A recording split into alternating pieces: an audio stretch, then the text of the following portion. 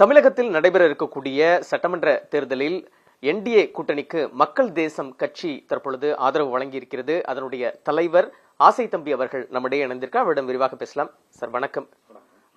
சட்டமன்ற தேர்தலுக்கு சில நாட்கள் மட்டும்தான் இருக்கு. இப்போதைய நேரத்தில் நீங்க தமிழகத்துல பாஜக என்டிஏ கூட்டணிக்கு ஆதரவு தெரிவிச்சிருக்கீங்க. மத்திய அமைச்சர் பியூஷ் கோயலை சந்திச்சிருக்கீங்க. எதன் அடிப்படையில் இந்த ஆதரவு இம்முறை நீங்க பாஜகவுக்கு கொடுத்திருக்கீங்க?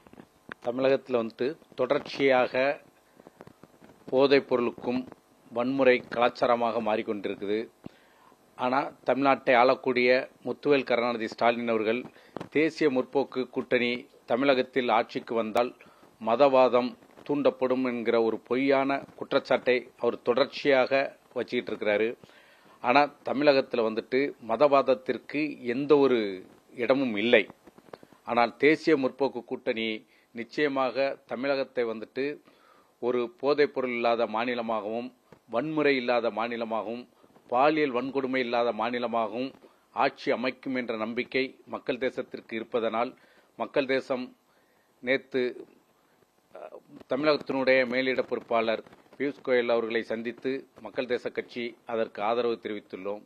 இன்று கூட்டணி கட்சி தலைவர்களை எங்களுடைய நிர்வாகிகளோடு சேர்ந்து எல்லா தலைவர்களையும் சந்தித்து ஆதரவு தெரிவிக்கிறோம். பியூஷ் கோயலை நேற்று சந்தித்து பேச்சுவார்த்தை பண்ணிருக்கீங்க. இன்னைக்கு நயினார் உள்ளிட்ட கூட்டணி கட்சி தலைவர்களையும் சந்திச்சிருக்கீங்க.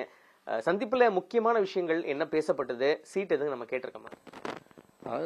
நாங்க கடைசி நேரம் கூட்டணி அங்கம் வகிப்பதால் அவர்களுக்கு ஒரு நெருக்கடி கொடுக்க வேண்டாம் என்ற ஒரு அடிப்படையில் நாங்கள் இந்த கடைசி நேரத்தில் தேசிய முற்போக்கு கூட்டணிக்கு எந்த ஒரு நெருக்கடியும் கொடுக்கவில்லை.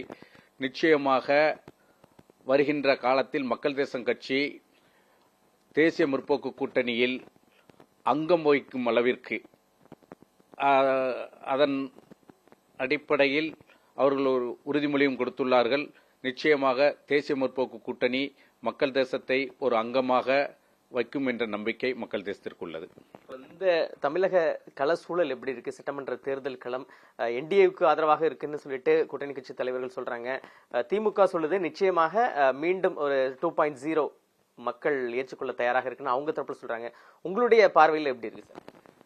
நிச்சயமா முத்துவேல் கருணாநிதி சொல்லக்கூடிய 2.0 என்பது அது அந்த 2 எடுத்துட்டு 0 தான் அவங்களுக்கு மிஞ்சும். களத்தில் நேரடியாக நாங்கள் மக்கள் தேச கட்சி பல தொகுதிகளில் நாங்கள் களப்பணி செய்து கொண்டிருக்கின்றோம். எங்கு எடுத்தாலும் போதைப் பொருளுக்கும் பாலியல் வன்கொடுமையும் இன சண்டைகளுமாக திட்டமிட்டு திமுகவால் தூண்டப்பட்டு கலவரங்கள் ஏற்பட்டு கொண்டிருக்கின்றது. ஏறக்குறைய இவர்களுடைய 5 ஆண்டு காலத்தில் தமிழகத்தில் 8000க்கு மேற்பட்ட நபர்கள் வெட்டி படுகொலை செய்யப்பட்டுள்ளார்கள். எனவே இந்த அராஜகத்தை மாற்ற வேண்டும், தமிழகம் அமைதி பூங்காக மாற வேண்டும் என்றால் தேசிய முற்போக்கு கூட்டணி தான் நல்ல ஆட்சி அமையும் என்று மக்களுடைய கருத்தாக எங்களுக்கு தெரிகின்றது. நேற்று பியூஷ் கோயலும் செய்தியாளர்களை சந்திச்சு இந்த ஆட்சியில் என்ன நடந்து சொல்லிட்டு விரிவா ஒரு அறிக்கை குற்றப்பத்திரிக்கைன்னு சொல்லி தாக்கல் வெளியில பண்ணாரு. ஒட்டுமொத்தமா நீங்க இந்த தேர்தல் களத்துல யாருக்கெல்லாம் ஆதரவு தேர்தல் பரப்புரை மேற்கொள்ள இருக்கிறீங்க? என்ன அதுக்கு உங்களுடைய கட்சியின் செயல்பாடுகள் எப்படி இருக்கு?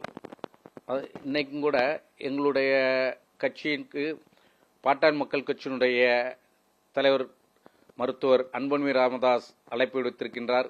எங்களுடைய அந்நியார் பொற்கொடி ஆம்ஸ்டாங் அவர்கள் அழைப்பு விடுத்திருக்காங்க. அதிமுகவிலிருந்தும் எங்களுக்கு அழைப்பு வந்து கொண்டிருக்கின்றது. நாங்கள் அந்த கூட்டணியில் ஒரு அங்கமாக கடைசி நேரத்தில் ஒரு அங்கமாக இணைந்ததனால் எங்களுடைய கூட்டணியினுடைய அனைத்து கட்சி தலைவர்களும் மக்கள் தேசத்தை, ஏனால் மக்கள் தேசத்திற்கு என்று தமிழகத்தில் ஒரு கணிசமான வாக்கு வங்கி இருக்கின்றது. அது சிதறாமல் தமிழகம் அமைதி பூங்காக மாற வேண்டும் என்பதற்காக தேசிய முற்போக்கு கூட்டணியுடைய அத்தனை தலைவர்களும் அழைப்பை ஏற்று அத்தனை தொகுதிகளிலும் மக்கள் தேசம் களமாடும்.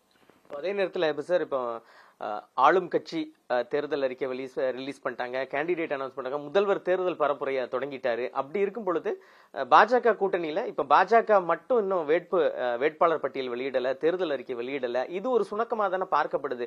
ஏன்னா ஒரு பக்கம் காங்கிரஸ் வெளியிடல, இங்க நமக்கு தேசிய கட்சிகள் இரண்டுமே வெளியிடல. இது நம்ம பின்னடைவா பார்க்கலாமா, எப்படி பார்க்கணும்? எப்பவுமே தேசிய அளவிலான கட்சிகளுக்கு சில நெருக்கடிகள் இருக்கும். இப்ப நீங்க சொன்ன மாதிரி பாரதிய ஜனதா மட்டும் இல்ல, காங்கிரசுக்கும் அந்த நெருக்கடி இருந்து கொண்டிருக்கின்றது. இன்று அல்லது நாளைக்கு நிச்சயமாக தேசிய முற்போக்கு கூட்டணியில் பாரதிய ஜனதாவிற்கு வேட்பாளர்கள் அறிவிக்கப்படும் என்று நம்புகின்றோம். இன்றும் கூட பாரதிய ஜனதாவுடைய தலைவர் அண்ணன் நயனார் நாகேந்திரன் அவர்களை சந்தித்தோம். அவர் நீங்கள் கடைசி கட்டத்திற்கு வந்தாலும் கூட உங்களுக்கு தொகுதி ஒதுக்க வேண்டுமா என்ற அந்த ஒரு பாசத்தோடு தமிழகம் அமைதியாக மாற வேண்டும் என்றால் மக்கள் தேசமும் சட்டசபையில் ஒரு அங்கம் வகிக்க வேண்டும் என்ற ஒரு நிலைப்பாட்டை என்னிடம் தெரிவித்தார். இருந்தாலும் நாங்கள் அமைதியான ஒரு நாடாக மாற வேண்டும் என்பதற்காக கடைசி நேரத்தில் நாங்கள் கூட்டணிக்கு எந்த நெருக்கடியும் தர விரும்பவில்லை. அதன் பின்பு உங்களுடைய கூட்டணியில் நாங்கள் நிச்சயமாக அங்கம் வகிப்போம் என்ற ஒரு உறுதிமொழியோடு நாங்கள் 234 தொகுதியிலும் மக்கள் தேசம் நிச்சயமாக தேசிய முற்போக்கு கூட்டணிக்கு களமாடுவோம்.